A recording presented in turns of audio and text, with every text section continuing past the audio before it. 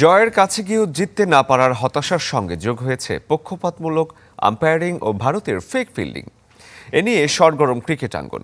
বিরাট কোহলির fake ফিল্ডিংয়ে 5 run penalty পেতে পারত বাংলাদেশ।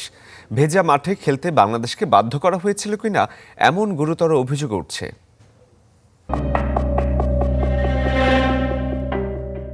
ভারতের সঙ্গে ম্যাচ মানে সন্দেহ, প্রভাব বিস্তার আর পক্ষপাতমূলক আম্পায়ারিং। বাংলাদেশের মতো দল হলে চারদিক থেকে সুযোগ খোঁজে মোড়ল ভারত। এবার ফেক ফিল্ডিং যিনি করেছেন তিনি বিরাট কোহলি। মাঠে সবকিছু করতে পারেন বিরাট, এমন সমালোচনা নতুন নয়।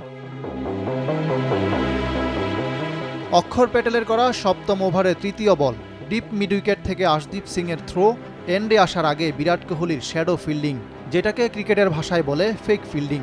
আম্পায়ারের নজরে পড়লে 5 রান পেনাল্টি পাওয়ার কথা বাংলাদেশের। একই ওভারে আরও একবার এমন কাণ্ড ঘটিয়েছেন কোহলি। ছবিতে স্পষ্ট দেখা যাচ্ছে আম্পায়ার এরাসমাস কোহলির দিকেই তাকিয়েছিলেন। তারপরও কেন দেখলেন না সেটাই বড় প্রশ্ন। দক্ষিণ আফ্রিকান এই আম্পায়ার বিতর্কিত সব ঘটনার সাক্ষী।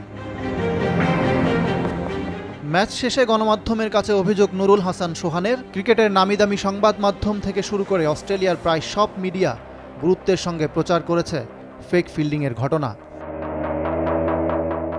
শুধু তাই নয়, কোহলির বিরুদ্ধে আম্পায়ারকে প্রভাবিত করার অভিযোগ উঠেছে। আম্পায়ার নো বল ডাকার আগেই দেখা যায় কোহলির তৎপরতা। মাঠে সাকিব তার প্রতিবাদও করেন। পাকিস্তানের সঙ্গে ম্যাচেও ঘটেছিল এমন ঘটনা। ওয়াসিম আকরাম, ওয়াকার ইউনুস, শোয়েব মালিকরা তো বিরক্ত তার আচরণে।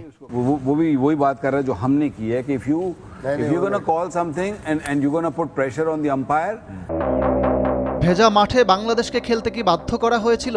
বৃষ্টি শেষ হওয়ার আগেই মাঠ শুকানোর চেষ্টা, তড়িঘড়ি করে খেলা মাঠে গড়ানো। এই সময় প্রতিবাদ করতে দেখা যায় সাকিবকে।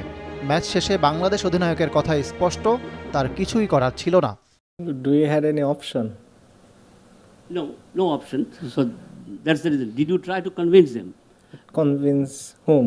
Umpire and of course Rohit Sharma and. Do I have the ability to convince the umpire? ম্যাচে যা হবার হয়ে গেছে, কিন্তু রয়ে গেল আক্ষেপ। আইসিসিতে অভিযোগ দেওয়ার সুযোগ আছে বাংলাদেশের, তবে দলটা ভারত বলে সেটা কতটুকু কাজে দেবে তা নিয়ে সন্দেহ। ইকরাম হুসাইন, চ্যানেল 24।